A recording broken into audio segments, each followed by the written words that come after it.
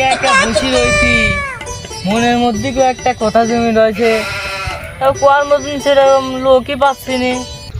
কিরে ফোনের ইয়াদের মতন লাগতেছে না, যাই দেখি কয়টা কথা কওয়া যায় না।